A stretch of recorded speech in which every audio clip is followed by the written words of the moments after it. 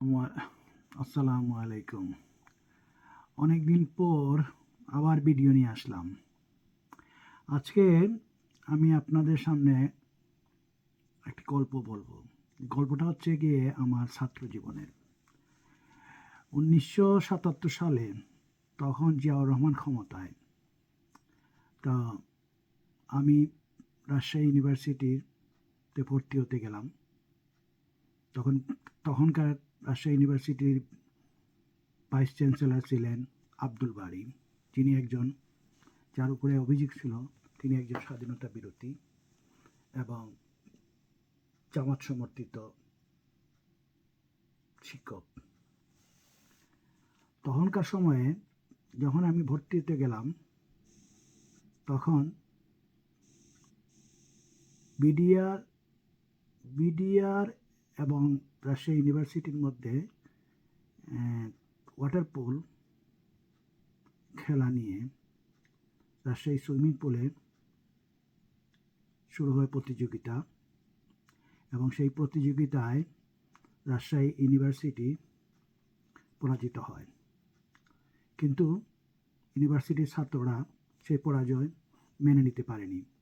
তারা শুরু করলো বিদ্রোহ এবং বিডিআরের বিরুদ্ধে স্লোগান, এবং তাদেরকে জিম্মি করে বিডিআরের যেসব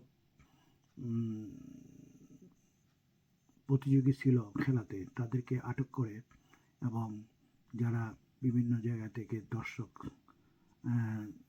দর্শকরা এসেছিলেন, বিভিন্ন অতিথিরা এসেছিলেন, তাদেরকে তালা মেরে রেখে সুইমিং পুলের মধ্যে স্লোগান দিতে থাকলো। তখন রাত গড়িয়ে যায়। অনেকক্ষণ পরে পুলিশ, বিডিআর এসে তাদেরকে লাঠিপিটা করে মুক্ত করে নিয়ে যায়। এরপর থেকে শুরু হলো রাজশাহী ইউনিভার্সিটিতে আন্দোলন। সেই আন্দোলন একসময় রূপ নিল ভিসির পদত্যাগে, আব্দুল বারীর পদত্যাগ, এবং স্বাধীনতা বিরোধী রাজাকার আব্দুল বারীর পদত্যাগ চাই। এইভাবে চলল অনেক দিন। তারপরে রাজশাহী ইউনিভার্সিটিতে গণ্ডগোল। সেই গণ্ডগোলের পরিপ্রেক্ষিতে রাজশাহী বিশ্ববিদ্যালয়কে বন্ধ করে দেওয়া হলো কিছুদিনের জন্য। তারপরে আবার খোলা হলো। তারপরে আন্দোলন তখনও চলছে, এবং ছাত্ররা মিলে হয়তো 77 সালের দিকে সে আন্দোলন শুরু হয়, এবং 78 সালের দিকে আন্দোলন ব্যাপক আকার ধারণ করে, এবং ছাত্ররা রাজশাহী ইউনিভার্সিটির আমতলায়, প্রশাসনিক ভবনের সামনে আমতলায় জড়ো হয়ে তারা সেখানে বিছানাপত্র নিয়ে অনশন শুরু করলো। এই অনশন অনির্দিষ্টকালের জন্য অনশন। রাত দিন ছেলেরা এখানে পড়ে আছে, কাউকে স্যালাইন দেওয়া হচ্ছে, কেউ মুমূর্ষ অবস্থায়, কাউকে মেডিকেলে ভর্তি করা হচ্ছে। টান এক উত্তেজনাময় এই পরিস্থিতিতে হঠাৎ করে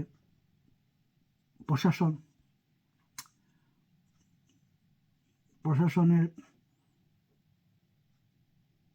আমন্ত্রণে দুজন মন্ত্রী আসলেন মীমাংসায়, ছাত্রদের সাথে আলোচনায়। কিন্তু ছাত্রদের সাথে আলোচনায় আসলেন দিনাজপুর, তখনকার সময়ে দিনাজপুর ৮ আসনের সংসদ এবং জিয়াউর রহমানের উপপ্রধানমন্ত্রী, যিনি পরে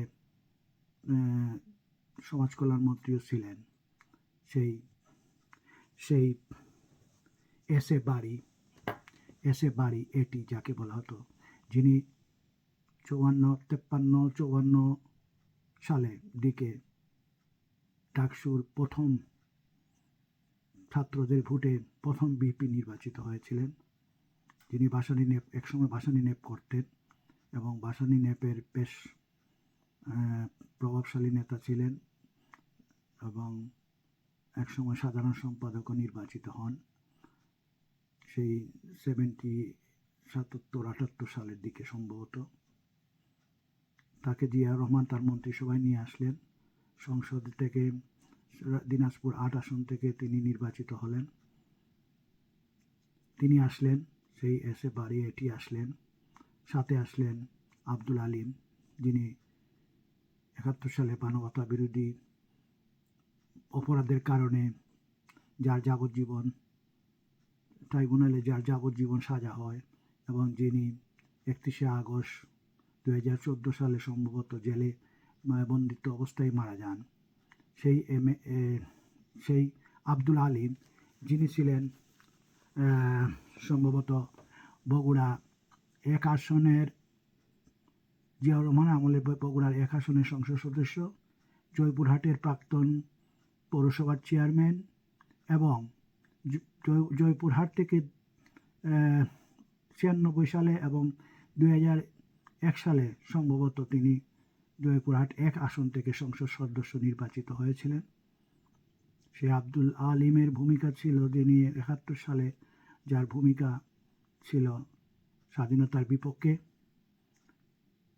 তো এই দুজন আসলেন আমাদের রাজশাহী ইউনিভার্সিটি থেকে ছাত্রদের সাথে আলোচনার মাধ্যমে আন্দোলনের নিষ্পত্তির জন্য। তখন সবাই মিলে দুজনকে ঘিরে ধরেন এবং এই ঘিরের ফাঁকে সম্ভবত আমার মনে আছে এসে বাড়িয়েটি তখন কালো শেরওয়ানি পরা ছিলেন এবং আব্দুল আলিম সাহেব ছিলেন টাই কোট এবং স্যুট পরা। এবং তিনি বেশ অসুস্থ মনে হচ্ছিল। ছাত্ররা যখন ওনাকে ঘিরে ধরে, সবাই যখন ঘিরে ধরে, তখন উনি বারবার বলছিলেন আমি হার্টের পেশেন্ট এবং তিনি ঘামছিলেন। ওনাকে বেশ ভীতিকর অবস্থায় দেখা যাচ্ছিল। ছেলেরা তাদেরকে ঘিরে ধরে এবং অনেকেই তাদেরকে শারীরিকভাবে লাঞ্ছনা করার চেষ্টা করে। তো আমার মনে আছে এই ফাঁকে আমি এটি সাহেবের শেরওয়ানি ধরে টান দিই এবং ওই শেরওয়ানিটা পকেটের দিক থেকে ছিঁড়ে যায়, বেশ কতটুকু ছিঁড়ে যায় এবং ঝুলে পড়ে এবং আব্দুল আলিম সাহেবের কোট ধরে টানাটানি করি। সবাই অনেকেই তখন ওনাদেরকে টানাটানি করছিল, টানা হেঁচড়া করছিল। তো এরপরে তাদেরকে উদ্ধার করে যেভাবে হোক শিক্ষকরা নিয়ে গেলেন প্রশাসনিক ভবনের ভেতরে। যখন সবাই আসলো, অনেকেই আসলেন, শিক্ষকরা আসলেন, সবাই মিলে ছাত্রদের সাথে আলোচনায় বসলেন। আমরাও গেলাম। এসে বাড়ি তখন প্রশাসনের ভবনের তালা বন্ধ করে দেওয়া হলো যাতে আর কোনো ছাত্ররা ঢুকতে না পারে। তখন এসে বাড়ি, সাংবাদিকও ছিল, অনেক সাংবাদিক ছিলেন। তো এসে বাড়ি দেখাচ্ছিলেন যে ওনার শেরওয়ানিটা ছিঁড়ে ফেলা হয়েছে, ওনাকে শারীরিকভাবে লাঞ্ছনা করা হয়েছে। আব্দুল আলিম সাহেবও বললেন আমাকে শারীরিকভাবে লাঞ্ছনা করা হয়েছে। তো এই কথাটা আমি এই কারণেই বললাম যে কিছুদিন আগে দেখলাম একজন মহিলা বলছেন ইউটিউবে যে আমি কিছু চাই না, ধন দৌলত, টাকা পয়সা, জায়গা সম্পত্তি কিচ্ছু চাই না। আল্লাহর কাছে শুধু আমি চাই আমাকে যেন আল্লাহ তৌফিক দান করেন, আমি যেন সমন্বয়কদেরকে পিটাতে পারি। যারা 2024 সালে সমন্বয়ক ছিলেন তাদেরকে যেন তিনি পিটাতে পারেন, এটাই হচ্ছে তার কামনা। তো আজকে আমার এই কথাটা মনে হলো। তো ওই যে বাড়ি সাহেব আর আলিম সাহেবকে যেভাবে আমি যখন আমি একটা সুযোগ নিয়েছিলাম এবং ওনার শেরওয়ানিটা ছিঁড়তে পেরেছিলাম, যদিও আমি ওনার গায়ে হাত তুলিনি, উনি একজন বয়স্ক লোক এবং একজন মুক্তিযোদ্ধা, সেই সাথে উনি মুজিব বাহিনীর একজন সদস্য ছিলেন। বাড়ি সাহেবের সাবেক ভিপি ছিলেন এবং প্রথম ভিপি ছিলেন রাজশাহী ইউনিভার্সিটির, এবং তিনি নির্বাচিত সংসদ সদস্য ছিলেন এবং জিয়াউর রহমানের মন্ত্রিসভার উপপ্রধানমন্ত্রী ছিলেন সম্ভবত তিনি। আব্দুল আলিম সাহেবও তখন বস্ত্রমন্ত্রী। তো সম্মানিত ব্যক্তি, কিন্তু তারপরেও আন্দোলনের আর নিজের বয়সের কারণে হয়তো দুষ্টমির ফলে বা একটু আবেগে ওনার শেরওয়ানিটা ছিঁড়ে ফেলেছিলাম এবং আব্দুল আলিম সাহেবকে কয়েকটা চিমটিও দিয়েছিলাম। আমার মনে হচ্ছে ওনার পেটটা বেশ বড় আকারের ছিল। তো আজকে এই ভিডিও বানানোর কথা হচ্ছে এই কারণেই যে কালকে হচ্ছে 3রা নভেম্বর। জেল হত্যা দিবস। তো জেল হত্যা দিবসে যারা আমাদের জাতীয় 4 নেতা মৃত্যুবরণ করেছিলেন, এই 4 নেতার প্রতি আমার সশস্ত্র শ্রদ্ধা। ওনাদেরকে আমি সম্মান করি। ওনারা মুক্তিযোদ্ধার প্রতীক, স্বাধীনতার স্বাধীনতার পক্ষের শক্তির এক স্থপতি বলা যায় ওনাদেরকে।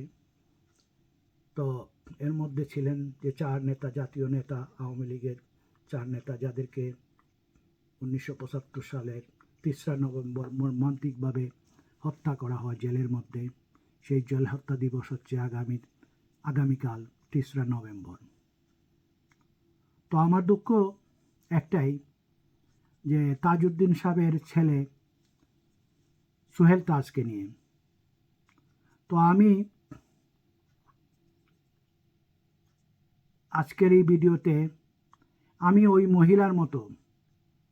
মহিলার মতো আল্লাহর কাছে একটা নিবেদন করব, হায় আল্লাহ, আমিও ধন সম্পত্তি কিচ্ছু চাই না, টাকা পয়সা চাই না, যা চাই শুধু আমাকে 2টা মানুষকে 2টা থাপ্পড় দেওয়ার সুযোগ করে দেওয়ার জন্য। সেই 2টা মানুষ হচ্ছে, 1 নম্বরে হচ্ছে সোহেল তাজ, যিনি সেই তাজউদ্দিন সাহেবের কুপুত্র, আর আরেকটা হচ্ছে জনাব SM কিবরিয়া সাহেব, যিনি আমাদের হবিগঞ্জের অর্থমন্ত্রী ছিলেন জননেত্রী শেখ হাসিনার মন্ত্রিসভার, সেই কিবরিয়া সাহেবের ছেলে রেজা কিবরিয়াকে। এই 2টা লোককে যদি আমি এসে বাড়ি এবং আব্দুল আলিমের মতো শারীরিকভাবে লাঞ্ছিত করতে পারি, 2টা থাপ্পড় দিতে পারি, আল্লাহ যদি সেই ক্ষমতা আমাকে দেয়, তাইলে আমি আল্লাহর কাছে আর কিচ্ছু চাই না, আর কিচ্ছু চাবো না। শুধু এই 2টাই আমাকে সুযোগ করে দিলে আমার জীবনের মধ্যে আমি নিজেকে ধন্য মনে করব। এখন হয়তো বলতে পারেন, কেন আমি সোহেল তাজকে এবং কিবরিয়াকে শারীরিকভাবে লাঞ্ছিত করতে চাই বা থাপ্পড় দিতে চাই? শারীরিকভাবে লাঞ্ছনা, শুধু 2টা থাপ্পড় দিব, আর কিচ্ছু না, আর কিচ্ছু চাই না আমি। 2টা থাপ্পড়, সোহেল তাজের একটা গালে একটা থাপ্পড়, আর রেজা কিবরিয়ার গালে একটা থাপ্পড়। এই সোহেল তাজ 24-এর পরে সোহেল তাজের 24-এর আগে পূর্ববর্তীতে আমি সোহেল তাজকে অত্যন্ত ভালোবাসতাম, অত্যন্ত ভাবতাম সে একজন ভবিষ্যতে, আমি একসময় তাকে কল্পনা করতাম ভবিষ্যতের প্রধানমন্ত্রী হওয়ার যোগ্যতা রাখে সে, এইভাবে আমি ভাবতাম। কিন্তু সে যে একজন উন্মাদ আমি তা জানতাম না। 24-এর পরে আমি জানলাম সে একটা উন্মাদ। সে তার বোন শিমিন আহমেদ, যিনি 3বার গাজীপুর 4 আসন থেকে, কাপাসিয়া থেকে 4বার নির্বাচিত হয়েছেন আওয়ামী লীগের নৌকা টিকেটে, এই সোহেল তাজ তার বোনের জন্য ক্যাম্পিং করেছেন, বোনকে পাশ করানোর জন্য চেষ্টা করেছেন। এই সোহেল তাজ হঠাৎ করে শেখ হাসিনার পতনের পর, শেখ হাসিনা চলে যাওয়ার পর হঠাৎ করে তার সুর পাল্টে গেল। সে এমনভাবে শেখ হাসিনাকে অপমান করতে লাগলো, যেটা শেখ হাসিনার কোটি কোটি বঙ্গবন্ধুর আদর্শের সন্তানরা সহজে মেনে নিতে পারল না, আমিও পারিনি। সেই সোহেল তাজ এত অভদ্র, এত নিমকহারাম আমি কল্পনা করতে পারিনি। আজকে 75-এর পর থেকে, সম্ভবত 81 সালে শেখ হাসিনা ক্ষমতায় আসার পর থেকে আওয়ামী লীগ সবসময় 75-এর সেই বঙ্গবন্ধু হত্যাকাণ্ডের জাতীয় শোক দিবসে পালনের সাথে সাথে 3রা নভেম্বর জেল হত্যা দিবসকেও সমান সম্মানে সম্মানিত করে আসছে। সেই আওয়ামী লীগ না থাকলে আজকে 3রা আগস্ট স্মরণ করার মতো কোনো লোক ছিল না। সেই আওয়ামী লীগের নিবেদিত প্রাণ তৃণমূলের কর্মী আমরা যারা আছি, আমরা প্রত্যেক বৎসর সোহেল তাজের বাবাকে স্মরণ করি। 3রা নভেম্বর জেল হত্যা দিবস নিয়ে আলোচনা করি। সোহেল, এই যে 4 নেতাকে নিয়ে, 4 নেতার সম্মানে আমরা শোক পালন করি। বঙ্গবন্ধু শেখ মুজিবের 15ই আগস্টের হত্যাকাণ্ডের সাথে সাথে 3রা নভেম্বরকে সমান গুরুত্ব দিয়ে আমরা আওয়ামী লীগরা পালন করি। সেই সোহেল তাজ আজকে সেই আওয়ামী লীগের বিরুদ্ধে, সেই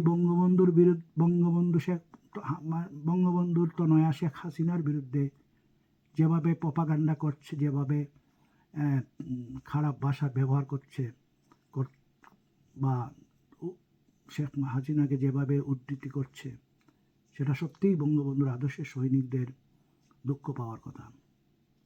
এই নিমকহারাম সোহেল তাজের জন্য আজকে, আগামীকালকে 3রা নভেম্বর, আমি আওয়ামী লীগের সবাইকে অনুরোধ করব যেন সোহেল তাজের কারণে তার বাবা তাজউদ্দিনকে অপমানিত করা না হয়। তাজউদ্দিন ছিলেন আমাদের জাতীয় নেতা। সেই তাজউদ্দিনকে যেন আমরা সেই সম্মানে, যে সম্মান আমরা দিয়ে এসেছি, সেই সম্মান যেন আমরা দিয়ে থাকি, সেই সম্মানের যেন কোনো ধরনের ত্রুটি না হয়। কিন্তু আমার একটাই দুঃখ, সেই তাজউদ্দিনের ছেলে সোহেল তাজকে আমি ক্ষমা করতে পারবো না, আমরা ক্ষমা করতে পারবো না। এই জন্য আমি বলছিলাম কি, যদি আল্লাহ আমাকে কোনো দিন ক্ষমতা দেন, তাহলে আমি একটা থাপ্পড় তাকে দিতে চাই। সেই সাথে সেই SM কিবরিয়ার কুলাঙ্গার পুত্র রেজা কিবরিয়া, যিনি স্বপ্ন দেখছেন হবিগঞ্জের এক আসন, নবীগঞ্জ আসন থেকে, ওনার বাড়ির আসন থেকে তিনি এখন বিএনপি ঘুরতে ঘুরতে ঘুরতে ঘুরতে সব দল খেয়ে এখন তিনি বিএনপিতে আবার নিয়ে শুনছি তিনি এবার নির্বাচন করবেন। অসুবিধা নাই, নির্বাচন করুন। এই নির্বাচনে আওয়ামী লীগ অংশগ্রহণ করবে না। আওয়ামী লীগ অংশগ্রহণ করার প্রশ্নই আসে না। আমার মতে আওয়ামী লীগকে এই নির্বাচনে সুযোগ করে দিলেও আওয়ামী লীগের নির্বাচনে যাওয়াটা সমীচীন হবে না। আওয়ামী লীগ ছাড়া একবার 1996 সালে বিএনপি নির্বাচন করেছিল এককভাবে। সেই নির্বাচনে মাত্র 11 দিন স্থায়ী হয়েছিল সংসদ, ষষ্ঠ জাতীয় সংসদ, যেটা নির্বাচিত হয়েছিল 1996 সালে। এবারও তাই হবে যদি নির্বাচন হয়। আমার তো মনে হয় না নির্বাচন ফেব্রুয়ারিতে হবে।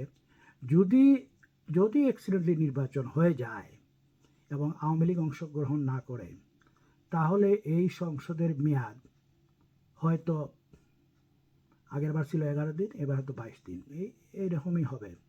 যাক, এটা নিয়ে নির্বাচন নিয়ে আমার মাথা ব্যথা নেই।